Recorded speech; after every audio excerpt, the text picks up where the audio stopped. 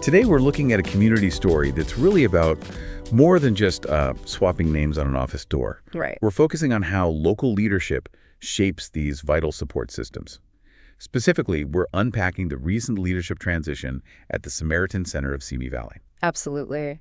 And what's really fascinating here isn't just that there is a change, but how these transitions can be managed, strategically to either keep things stable or maybe pivot towards something new, especially for organizations like this one, which are so crucial for the community's well-being. Okay, so let's peel back the layers here a bit. Yeah. The Samaritan Center of Simi Valley, it's definitely starting a new chapter. Yeah.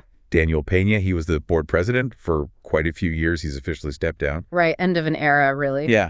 And the executive director, Annika Sumby, she made it clear just how big his contribution was. Described his leadership as a, quote, guiding force. A guiding force. Yeah, and she talked about his dedication and passion, the lasting impact he had, not just on the center, but on the whole community. It really underlines the weight of that kind of long-term commitment. Definitely. So stepping into that role now is Doug Landon.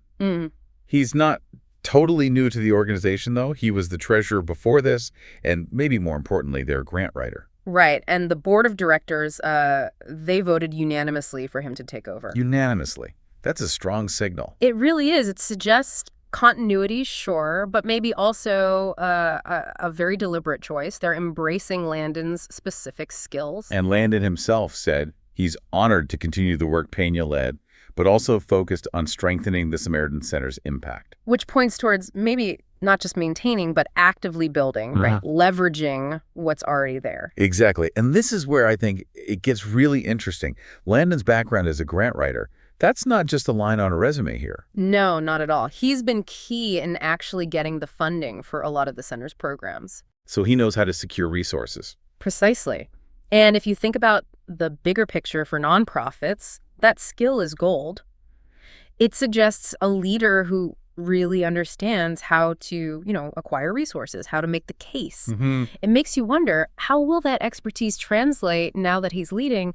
Will it mean expanded services, new initiatives? Yeah, and what are those services currently? Yeah. It's important to remember what the center actually does. Absolutely. They provide really essential support for people facing homelessness or serious financial hardship. We're talking daily meals, case management, which is huge for helping people navigate systems. Crucial. Showers, laundry, connecting people to healthcare, housing options. They also work with other community partners. Yeah. It's about fostering stability. And they're visible too, right? It's not just behind the scenes work. They run fundraising meetings. They participate in local club programs. Oh, yeah. Yeah, and they were even nominated for a 2025 Best of Simi Valley and Moore Park Award. It says a lot about how integrated they are, how well regarded. Okay, so that's the center. Now, the broader context.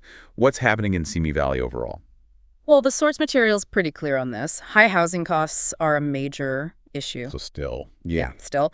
And homelessness remains a significant concern across the county. So the pressure on organizations like the Samaritan Center is it's intense and probably growing. Right, so this leadership change isn't happening in a vacuum. Not at all. And while it respects Peña's legacy, it also seems to signal maybe a renewed focus under Landon, a focus specifically on tackling these rising needs. Okay. Given his background, you have to wonder if that means a more aggressive strategy around funding for, say, housing solutions, not just immediate aid. It really shows how leadership needs to adapt. It does. It absolutely does. So to sort of wrap this part up, a new chapter begins at the Samaritan Center. Doug Landon is in, taking over from Daniel Peña. It seems like a mix of continuity, but also a strategic shift, focusing on those big community needs and leveraging Landon's knack for finding resources. Exactly. It's a really compelling example of how local leadership, its quality and its adaptability, is just so critical when you're facing complex problems like homelessness, financial hardship, issues that aren't going away. So a final thought for you, our listener.